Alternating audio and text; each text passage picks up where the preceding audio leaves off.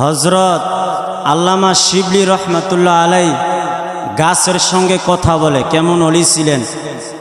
গাছকে শিবলি বলে, হে গাছ, তোমার ভিতরে এমন কোনো গুণ আছে যেই গুণ আমি শিবলি ধারণ করতে পারি। গাছ বলে, শিবলি রে, আমাকে মানুষে কোনো কাজ নেই, কিছু নাই, ঢিল মারে, আমার পাতা ছিঁড়ে ফেলে, চামড়া ছিঁড়ে ফেলে, আমার অনেক কষ্ট হয়, তারপরও আমি মানুষদেরকে কোনো কিছুই বলি না। তখন শিবলি রহমতুল্লাহ আলাই বলেন, তুমি আর কি উপকার করো মানুষদের? তখন গাছ বলে, আমি ভিটামিন ফল দেই মানুষদের, ঠিক কিনা বে ঠিক? তখন আল্লামা শিবলি রহমতুল্লাহ আলাই বলেন যে, গাছ, বুঝলাম তুমি মানুষকে উপকার করো, আমি শিবলির একটা কথা প্রশ্ন উত্তর জানতে চাই, তোমাকে কেন মানুষ লার্কি হিসেবে আগুন দিয়া জ্বালায় দেয়? কারণটা কি? তুমি যে এত উপকার করো, তো তুমি গাছরে কেন মানুষে লার্কি বানায় আগুন দিয়া জ্বালায় দেয়? এই শাস্তি দেওয়ার কারণ কি?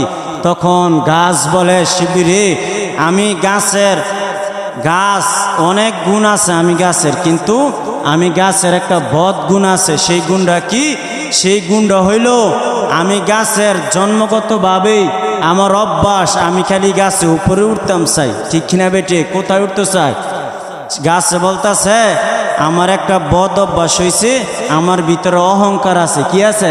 অহংকার। কারণ আমি গাছের অভ্যাস, ছোটবেলা থেকেই আমি গাছ খালি উপরে উঠতাম চাই। এই জন্য আল্লাহ পাক শাস্তি হিসাবে, এই অহংকারের শাস্তির কারণে আল্লাহ পাক আমাকে দুনিয়ার মানুষের লার্কি বানায় আগুন দিয়া জ্বালায় শাস্তি দেয়, ঠিক কিনা বে ঠিক? এই জন্য ভিতরে অহংকার আনা যাবে না। অহংকার কি করা যাবে না? আনা যাবে না। কে কার থেকে উপরে থাকতে চাই? এক বন্ধু আরেক বন্ধুরে কয়, কিরে তোর নাম কি? কয়, আমার নাম হচ্ছে খোদা। আমার নাম কি? খোদা। কথাগুলো খেয়াল করবেন। তখন এই বন্ধু ওই যায় প্রশ্নর স্যারে বলে, তোমার নাম কি? সে মনে মনে ভাবতেছে, এমন নামই বলমু যেন আর উর্ফে কেউ না থাকতে রে। তখন এই লোকটাই বলতেছে, দেখো, ছোটবেলা আমার বাবা মা আমার কি করে নাই, নাম রাখে নাই। আমি বিবাহ করে আমার একটা ছেলে হয়েছে, ছেলের নাম রাখছি খোদা।